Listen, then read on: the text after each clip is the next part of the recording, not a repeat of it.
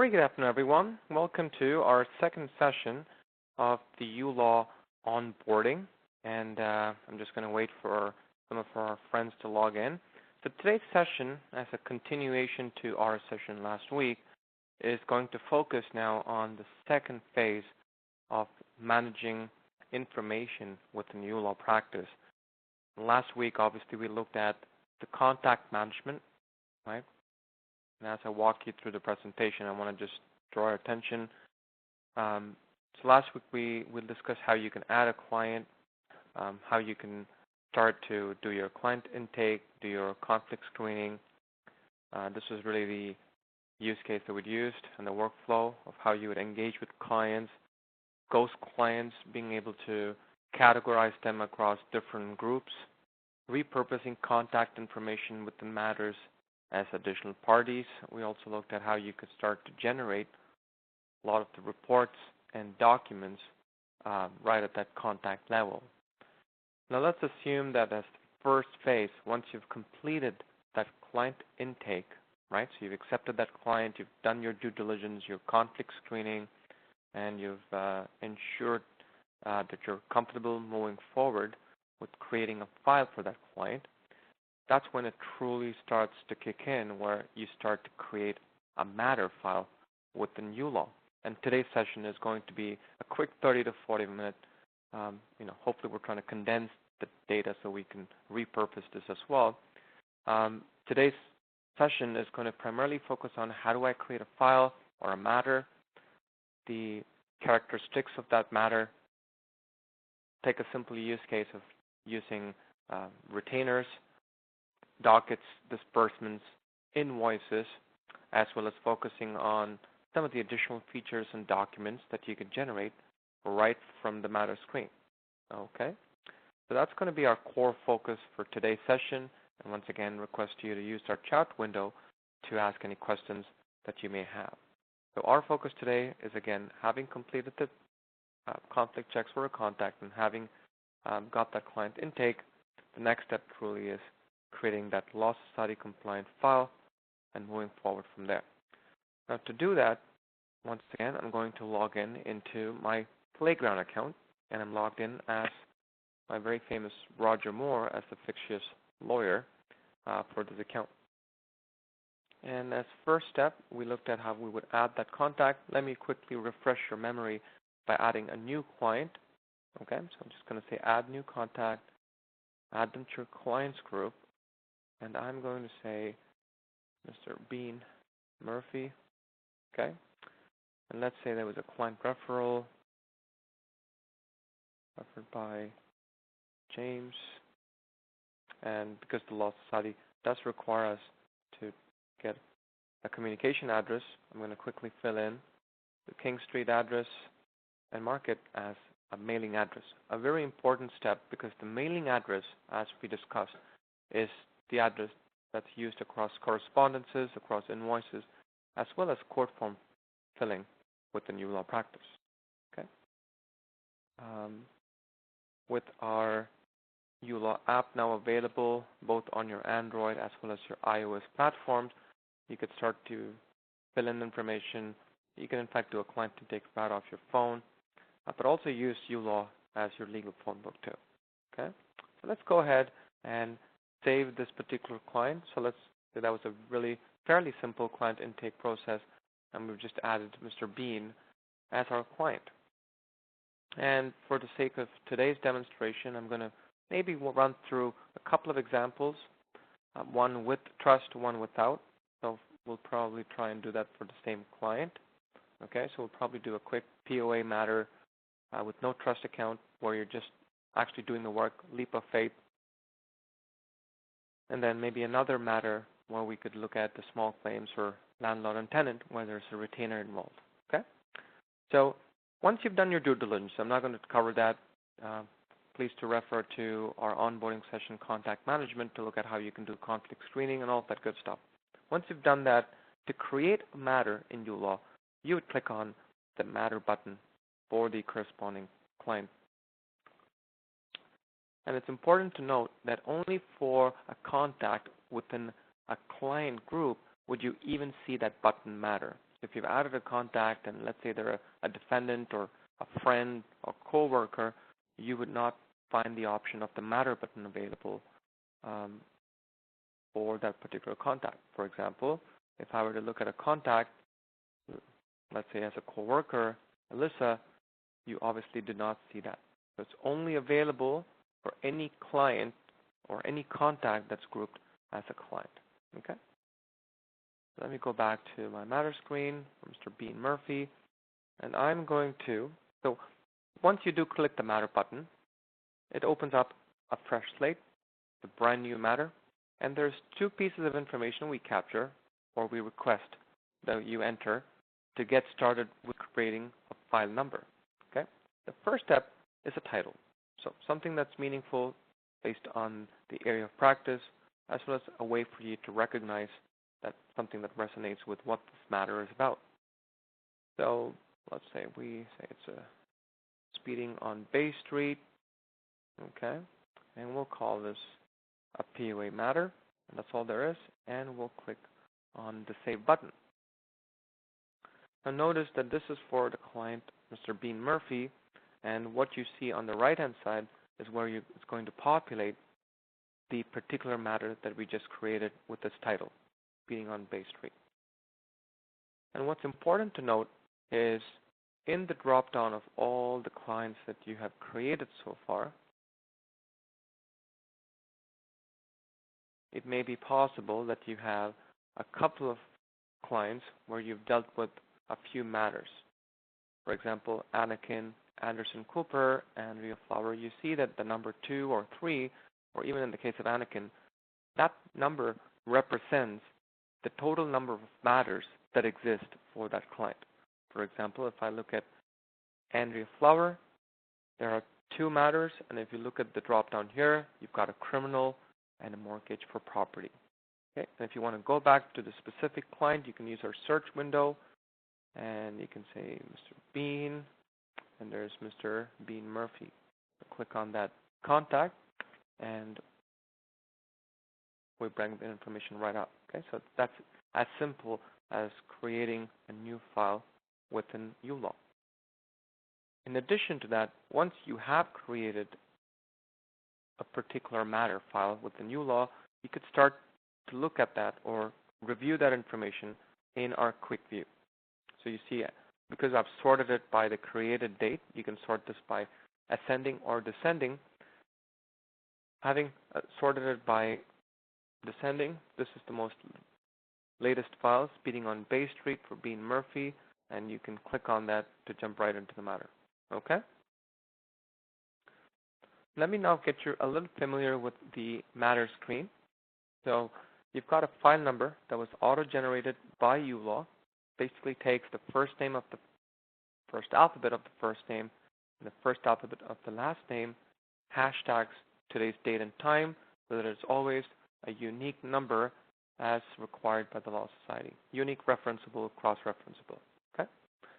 It's got a title and the area of practice.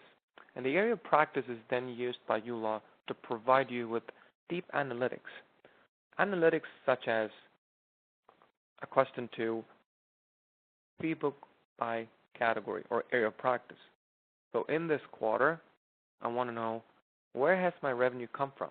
Because let's say you are a paralegal that does landlord and tenant, small claims, as well as POA, or maybe a lawyer that does family law, also does real estate, right? A bit of civil. Then by categorizing that matter to its area of practice, we're able to give you really a divvied up version of where the revenue is coming from for this quarter. So we know 28% came from personal injury, but 22% came from contract work. Okay, so you can categorize that as well. 10% from small claims, and you can then compare it, even expense people by category. You can compare it to last year, right?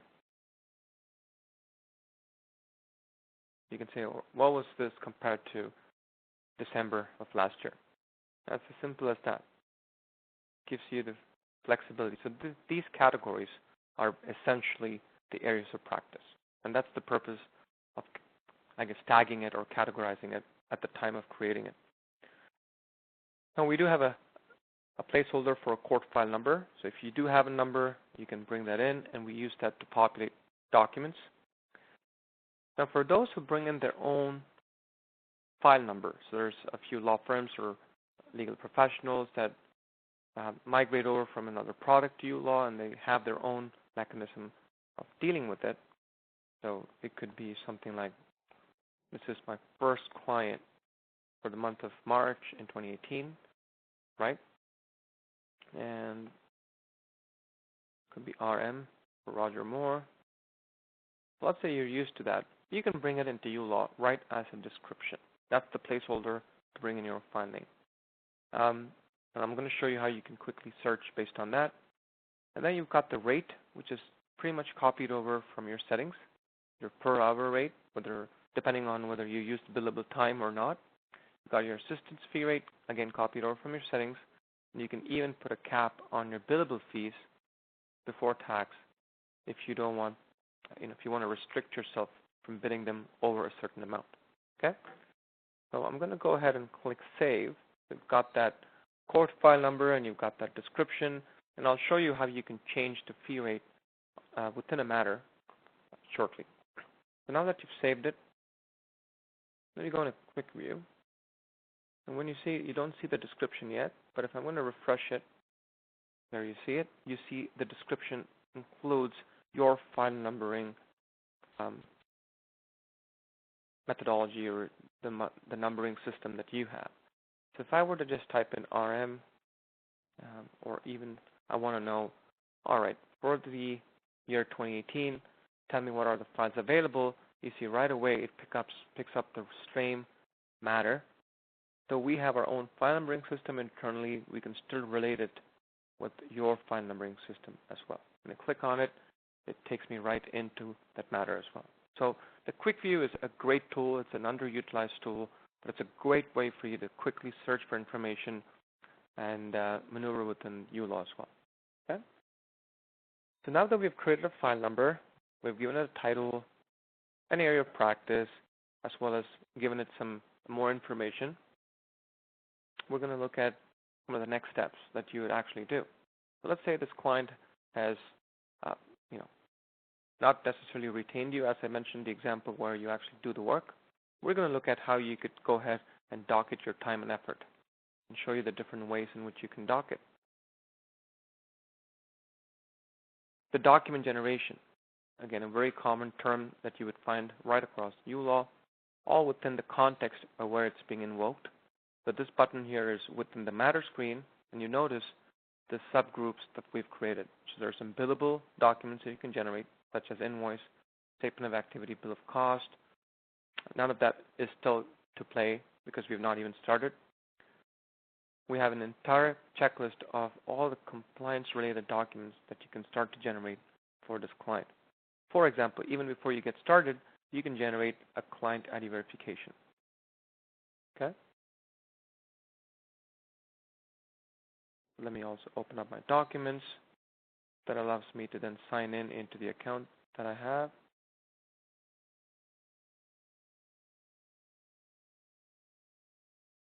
And here's a quick example of a client ID verification document that you can fill out. As the fact that you've done this after you've created the file or the matter number gives us the opportunity to pre-fill that piece of information as well, including court number. And this is obviously an editable document, as you would expect, and is a bit of a time saver for many of our clients. Let's assume that you've taken their driver's license. Now you can go ahead and save that file. Okay. Now if you do decide to save the file within our drive, with the integration with Google Drive, then obviously we create within the Google Drive for Mr. Dean Murphy a placeholder folder where you could start to store all this information. Okay. So let's say I'm going to go ahead and save this.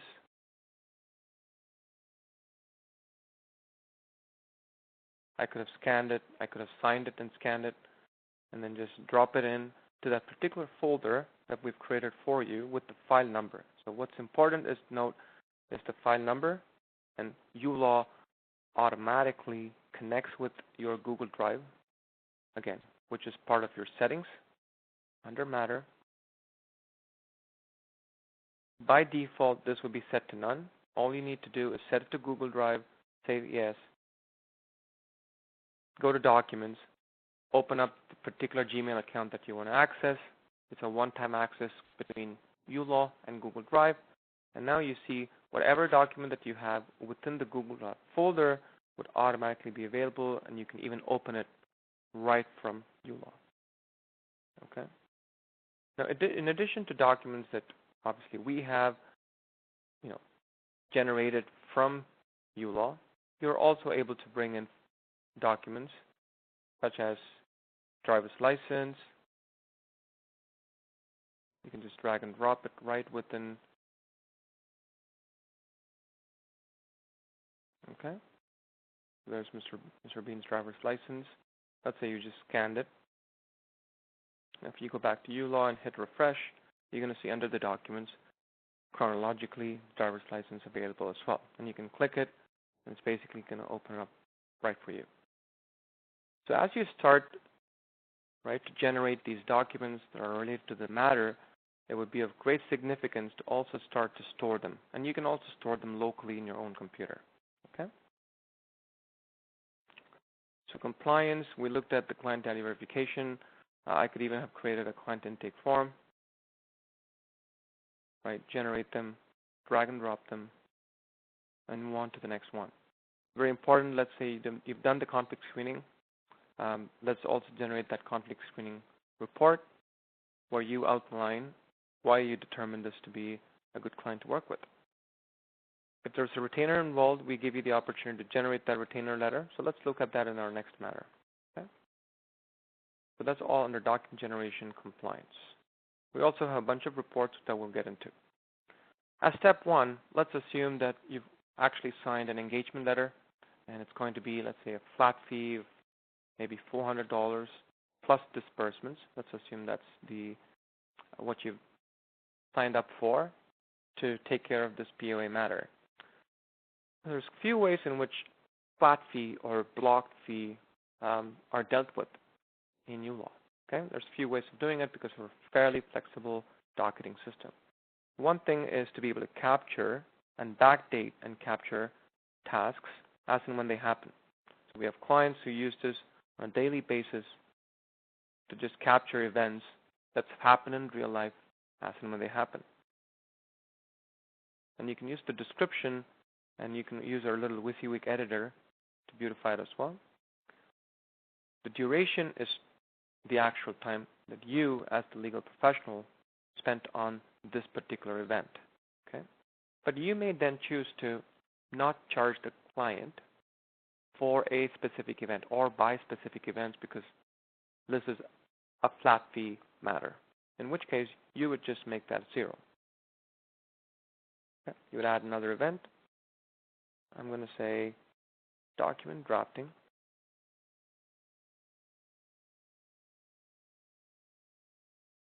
I'm just going to make this up real simple. Another way of representing a 0 docket is by also toggling this as a flat rate by using this little arrow and making this a 0. And I'm going to show you when we do a pre-bill the significance in how we represent the data by representing both billable time 0 as well as flat rate 0. Okay, let's add another event. So, and I'll say this happened on the 27th, and then on the 28th, let's assume there was a court appearance, court visit, attended court. Okay.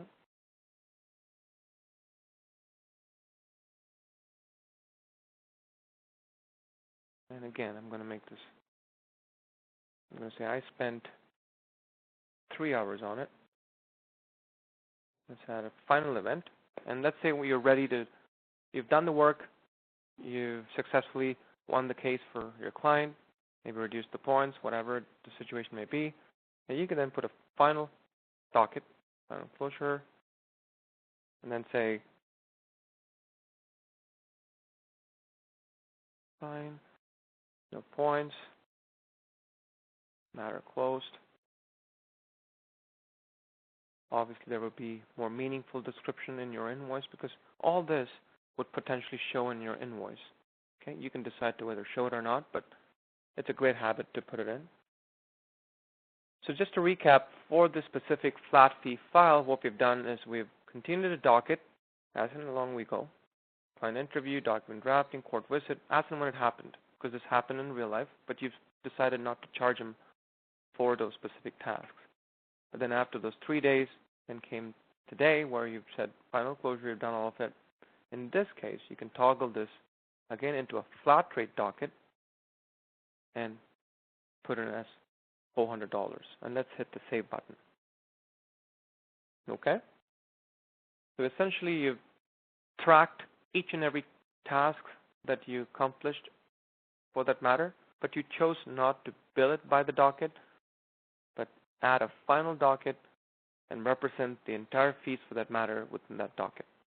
Now, obviously, this is $400 plus 13% tax, and hence it's $452 is what the client owes you. Now, if the taxes are not involved, and if you don't want to charge them the tax, you can click on the Edit button, make the default tax rate 0, and hit Save. And what uLaw does is it assumes that you're not going to charge them HST, so it only takes the flat rate of $400. Okay? So it's taken away the HST. Now, there may be cases where you're like, you know what, it's $400 including HST. Okay, so you're going to be charging, but it's including. Sometimes that could be a tricky mathematical equation, for which we have a little calculator which says the pre-tax flat rate. You look at it, you've got the timer, the pre-tax flat rate, and the contingency docket. So let me use the pre-tax flat rate, and I'll show you what that means. I'm going to copy over the exact description. I'm going to edit this and leave the taxes for HST. And you can always delete a docket. As long as you've not invoiced it, you can always go ahead and delete a docket by using this arrow. Okay, so I'm just going to click that red, add another, and use this pre-tax flat rate. So when I click that, it asks for the title. So you can say final closure. And now you could say the total including tax is $400, and then we auto-calculate the $353 and the corresponding tax. And when you add it to the matter, you can change the description, paste it. But this is another way of how you can do it. The flat fees itself, as you've seen, has 3 or 4 different varieties. With tax, without tax, taxes included, so you can do them all. So with $353 being what it is, including tax, it's at $400. Now, let's go ahead and do a pre-bill so that you're comfortable in order to invoice this person. So to do that, you would click on the document generation button right here. As I mentioned, first step, truly, or the menu option is to do an invoice, and the first option there is to do a pre-bill. So I'm going to click on it. Now, if a retainer was involved and if there's money, or if they've already paid for it, you can always mark this as paid. You can decide to show the description, which is the description we put in, any hide summary details, if you like, of previous invoice payments or transactions. If this is legal aid, then we would generate an invoice in that format, right? Where you can give us your certificate number, solicitor number, and the date. I'm not going to do that. You can reduce the amount of paper by making this an eco-friendly. Or if you just want to say it's $400, you don't want to tell your client any of this, you can just add the invoice summary, and it would just shrink the whole invoice into just one item, and it says, here's $400, and that's your invoice. So, and then the date when you're raising the invoice, any terms and penalties if there may be. We also automatically send a little snippet of that invoice or pre-bill to an invoice, which is the invoice that you have in your settings under details. Who within your law firm prepared that invoice? If this is a solo firm, then it would just be yourself. Or if this is a law firm, you could actually have all these contacts as co-workers in your contacts. and they would show up, and you can choose which individual in the company or firm generated this invoice. And last but not the least, we have different themes that you could use, color themes, data themes that you could use to represent the invoice. In uLaw, anything about the uLaw theme incorporates your logo, okay, and actually incorporates your own letterhead. Let's go ahead with the default theme. So anything from the default theme to the XMS will incorporate your logo. So let's look at a Prebill. I'm just going to get a preview button right here. And let's open up the preview. Now this is for your eyes only. This is not to be sent to your client. It's a harmless document because it does not even generate an invoice number.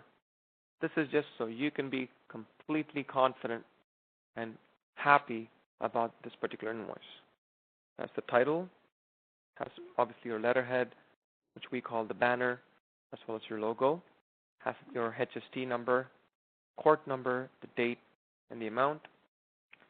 And here are some subtle differences in how we represent the data. If you looked at our docket, we said initial client interview was billable time 0. And the purpose of doing that is some clients, legal friends, would like to tell their end clients, customers, what they would have technically charged them per hour, but they're doing a great job of not charging them by the hour, and they're not charging, so it basically tells them the unit rate. And there are others who, by marking this as a flat rate 0, don't even want to tell them that. They just want to say, you know what, it's $0, period. And then finally, it talks about the court visit. And the fourth docket was really the final closure, which was the $353 plus tax, leaving it to $400. And this is a running bill. It kind of gives you a little summary. Now let's assume that you forgot to add that $100 disbursement, which is your application fee. This is a great opportunity to do that. You look at the preview, and you're like, yeah, I missed that disbursement. Let me go back, add that disbursement, so that the invoice is more complete. And that's the beauty of a Prebill, is that you can always do that. Okay? Now you come back. Let's go to your disbursements retainer. I'm going to say add new disbursement, miscellaneous expense. I'm going to say application fee, $100, and I'm going to say no taxes. Okay? And I say, how did I pay for it? I paid it to the Ministry of Finance, and I used my company credit card, business credit card. And here's that reference number, and I paid the same $100. Okay, I'm going to hit the save button. Now that's going to add that disbursement to your client for your application fee. Okay? It's going to save the matter. It's going to include that. And you notice now the projected balance went up by 100, from 400 to 500, 400 being the flat rate fees and $100 disbursement. Okay? Now let's go ahead and raise another Prebill, just to make sure. This time I'll show you my uLaw theme, or even the Spring theme maybe. Let's do another preview.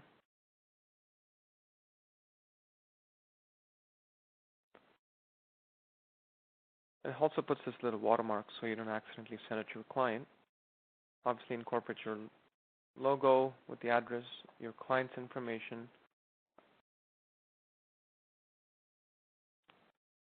And here's the application fee that's now included as part of the invoice, which was otherwise not available in the previous Prebill. And now the total being 500. You're completely happy with that preview and the Prebill, so you want to go ahead and generate that invoice. To do that, you would go back to Document Generation, Invoice, hit the Complete button, and let's choose the same theme, and I will now hit the Invoice button. I'm going to say Saving the Client Bill. So it's first going to save the set of information and then prepare itself to be ledgered, and then you wait for it and hit on a green colored Download button to actually generate your first invoice. Okay. And here's that invoice. This is the spring theme, if you will.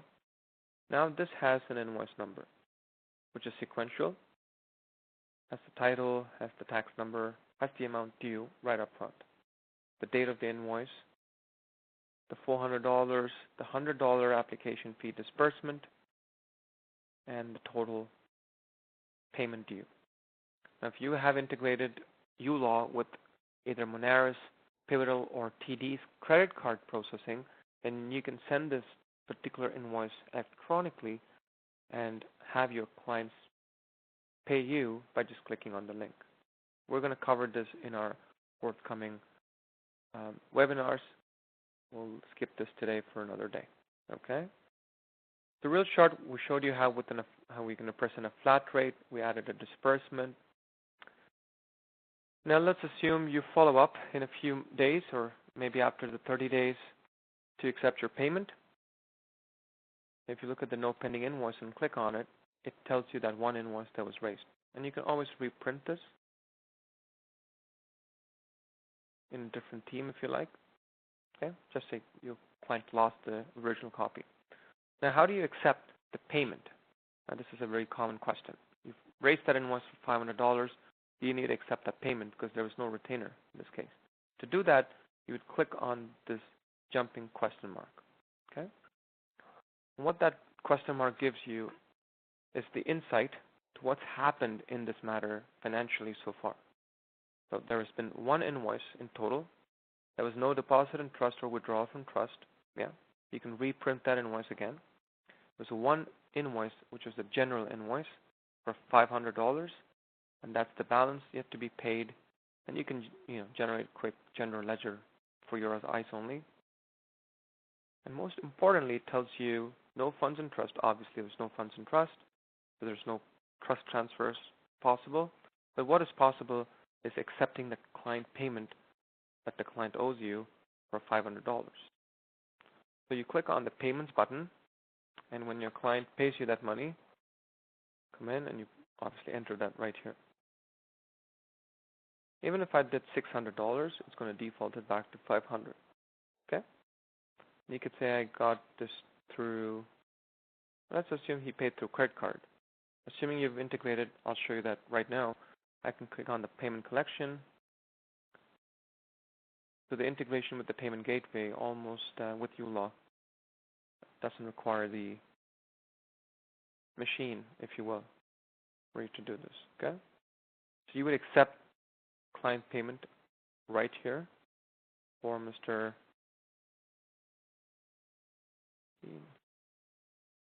Murphy. Take his credit card, expiry date, the CVV number, and process it. And the beauty of that is uLaw, through Monaris or TD or Prebill, transacts, takes the money from the customer's credit card, deposits it directly into your general account, and gives you a reference number. Okay? In addition to it, it also sends you an email.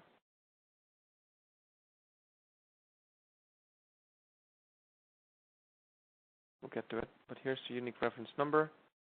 You can take that, you can say it was a credit card payment, I deposited into my general account, and give them a receipt, and hit apply.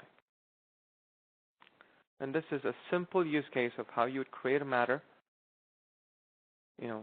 run through a flat fee situation for a POA. Here's the payment receipt. Now you can sign this, have your client sign this.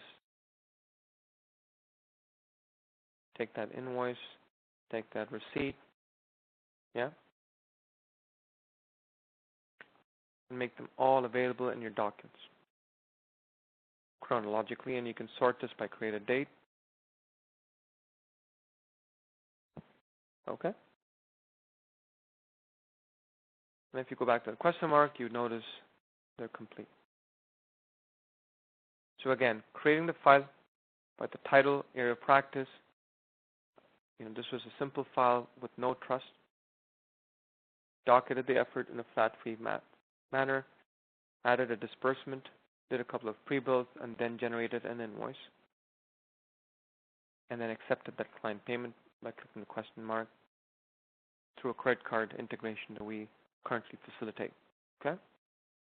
And once you're done, you can always mark this matter as closed so that you kind of had a logical closure to that file. Now, for that same client, as phase 2, let me move forward with creating another matter, let's say for small claims, with a retainer involved, and kind of show you how that works.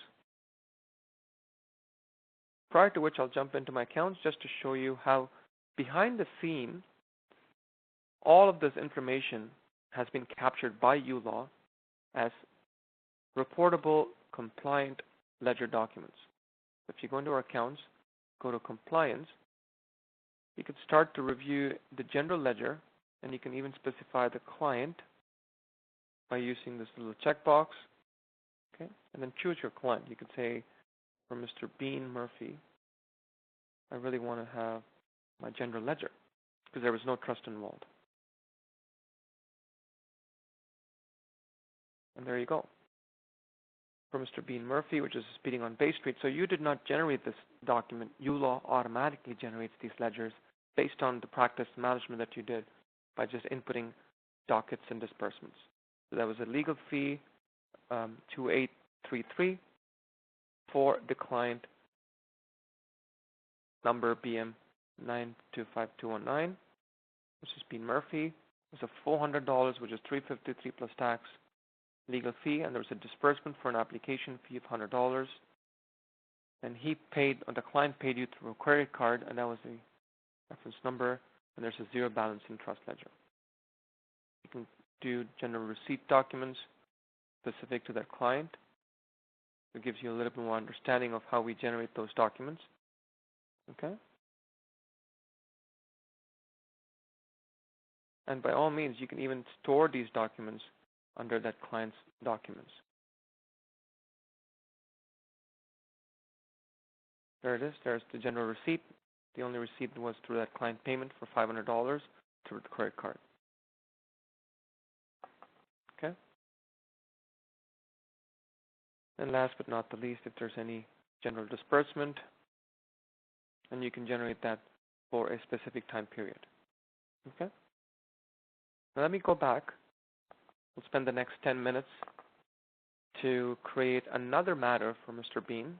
So let's say Bean was really happy with your service, and he returns to retain you this time for a small claims matter.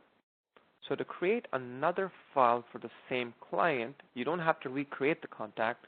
You just go back to the contact, hit action, which is really our plus symbol, or from an iOS standpoint, or your pen symbol within your Android of adding something new. And you can say, I want to create a new matter for Bean. Okay?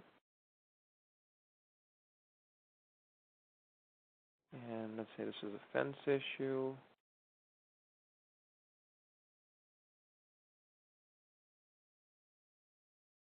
And this is small claims.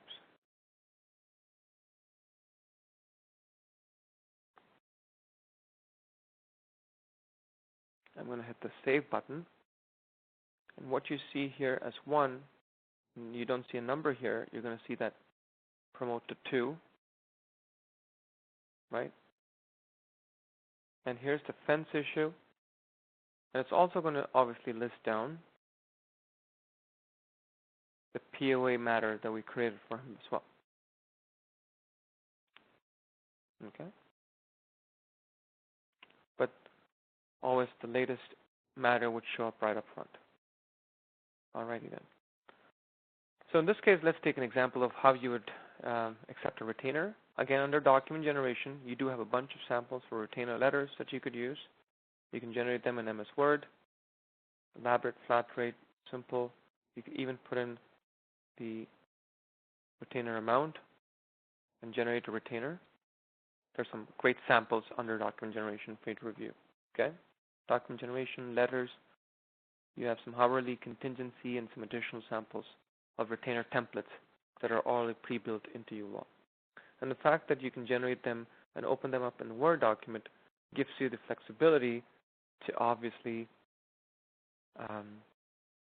tweak it as you need it. Okay? So you can change wordings, but it's going to pre-populate and it's going to merge a lot of the information that we already know. So we know his information, his address, we know your information, the file number, the name, right? The hourly rate, we know that as well from your settings. Travel time, etc. Any interest that they may have to pay you if they don't pay you on time. Okay?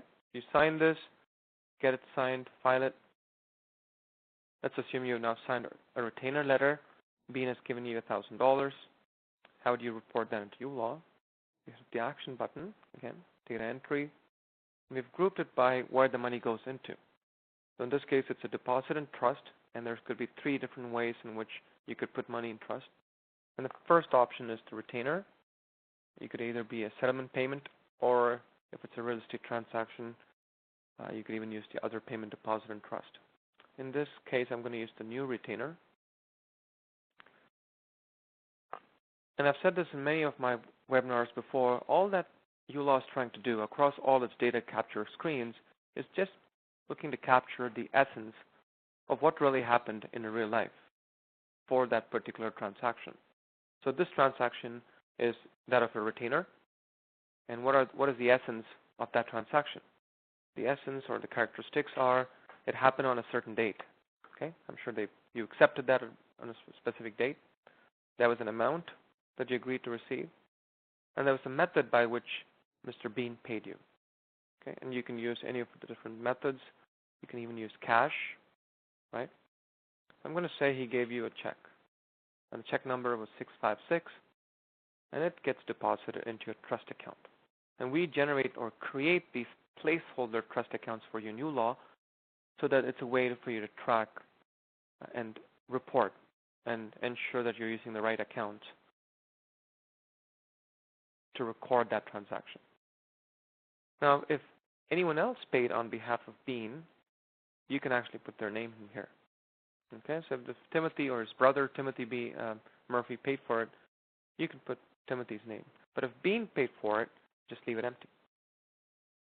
Now, the fact that you have closed that matter we know automatically that the $1,000 needs to be applied to the defense issue. But if there were 2 active matters, then you are able to move that $1,000 across these 2 matters. Okay?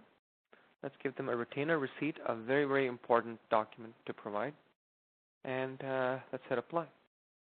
So this is the step where for Mr. Bean, you've reported or you've, I would say, tracked with the uLaw what happened in real life, which is you receiving $1,000, and you can give him that retainer receipt right there. Okay? Now, even though this was for the same client, you would notice the file number is different. So this is 876825. So when I connect with my Google Drive and hit refresh, what is going to happen is it's not going to be the same file number that you use here. It's not 925. It's actually going to be the second number, 876825. Okay? It's going to be a totally different file number. Now you accepted the retainer. Now let's go about quickly. Let's say for this client, it's not going to be $100. It's going to be $250. Okay, I'm going to change the rate. Yes, I did put it in my retainer letter, but let's assume I had put in $250 in my retainer letter too. And I'm going to say, and here are some examples of how you could dock it. I'm going to say initial client interview, meeting with client about the matter. I'm going to say I spent about 2 hours, and I'm actually going to charge him the same 2 hours. So this is how you would docket a billable time, purely a billable time. Not a flat fee. Let's assume it's a combination of billable and flat rate. Okay? So I basically am charging 2 hours at $250 an hour plus tax. So basically it's $565 And that's the projected balance. That is, if today, if the client were to not engage you or you were not engaged, that's the amount you have to refund to your client. And for the 2 hours work, you're yet to raise an invoice, and that's what this status is telling you. If you click on it, you know there are no invoices yet. Click on the question mark. Nothing much to report from an analytics. No specific actions to take either. Okay? We're just getting started. So here's a billable docket. And let me say I did this yesterday. And another docket in the morning could have been document drafting.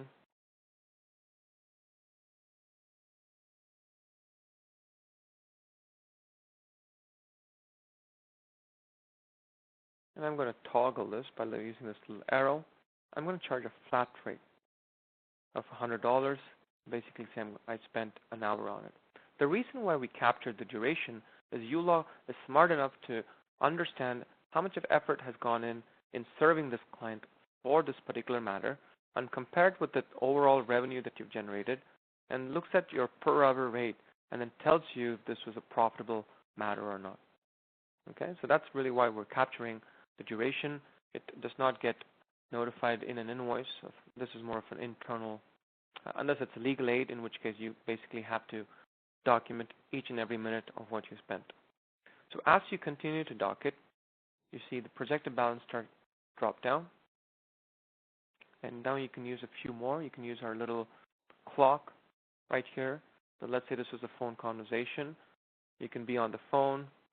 You can pause, talk to someone else, say it again, right? Fast forward, and you can click docket. And you can just say telephone conversation. It automatically adds it to your Bean Murphy matter for that particular active matter. Okay? 18 minutes is pretty much what you're docketing. Oh.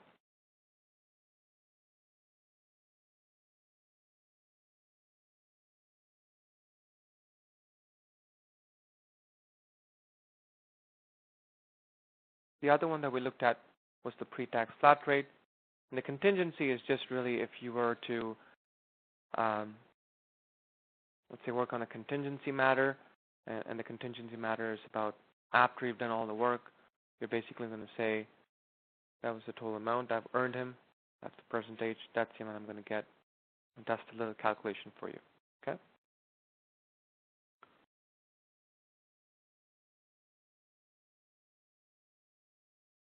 I'm going to say 18 minutes.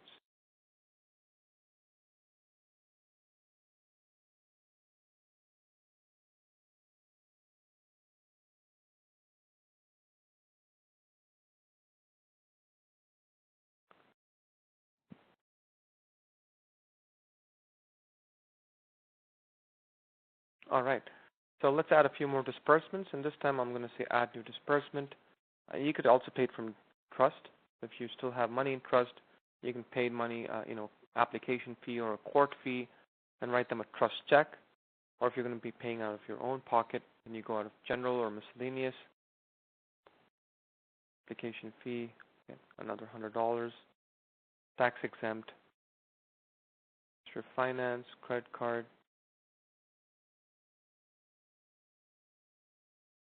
Say. Perfect. So you've got a bunch of dockets, and you've got a disbursement, and now what you're going to do is go ahead and erase that invoice. You still need to erase that invoice so you can be ready to move that money from trust to general. Let's go ahead. You can do a pre-bill, or I would, in this case, for the purposes of time, I'll jump right into complete. I'll skip the preview. I will mark this as paid because there's still money in trust, and you're just letting your client know that he's already paid for it through the retainer, and you don't need any payment from him. And I will use my uLaw team in this case, and I'll go ahead and invoice.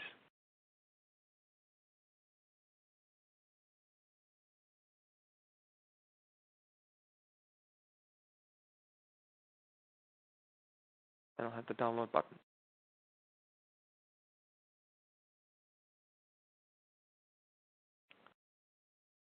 So here's my second invoice for Mr. Bean, and this is a totally different theme.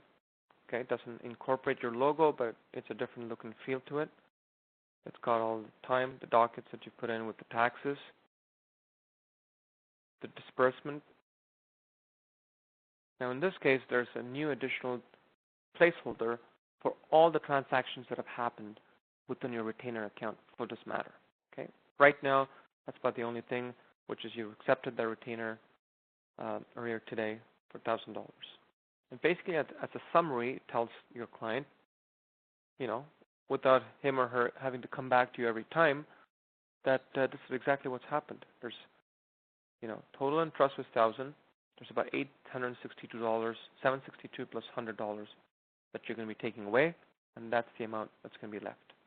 Okay, and you sign this, email it to him, and before you can move on, the last step is truly, again, like how we accepted the client payment, clicking the question mark.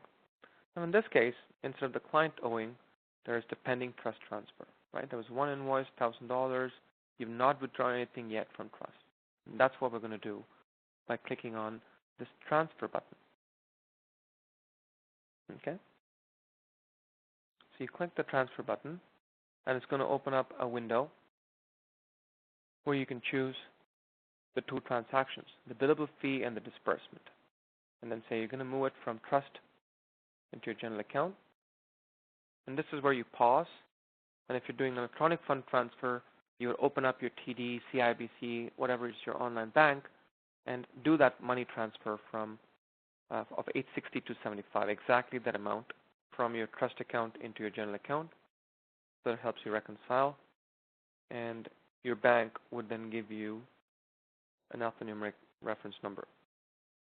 And what uLaw knows is that if you do an electronic fund transfer in Ontario, that you do need to fill a Form 9A.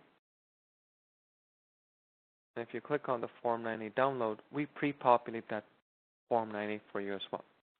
And all you have to do, again, drag and drop it into your folder. Okay?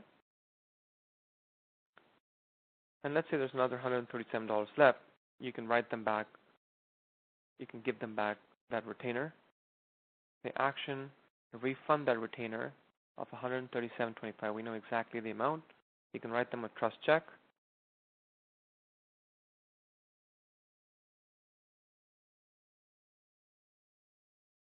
To Mr. Bean Murphy. You can even print that check from uLaw and refund that amount.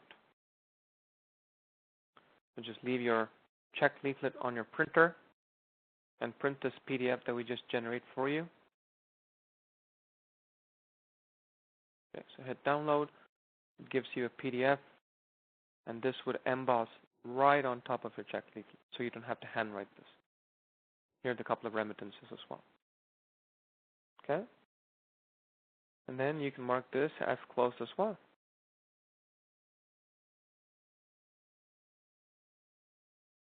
And now if I were to generate my ledgers for Mr. Bean Murphy, I'm going to say accounts, document generation, compliance.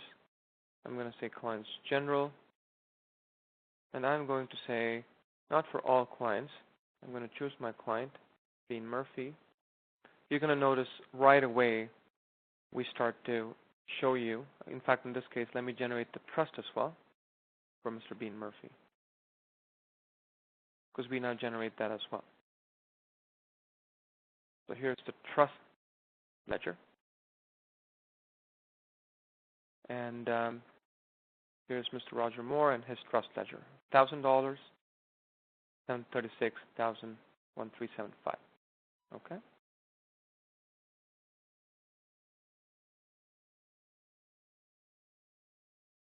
So with that, I'm going to stop this particular onboarding session and look forward to seeing you in our next session next week, where we're going to highlight about the accounting aspects of uLaw.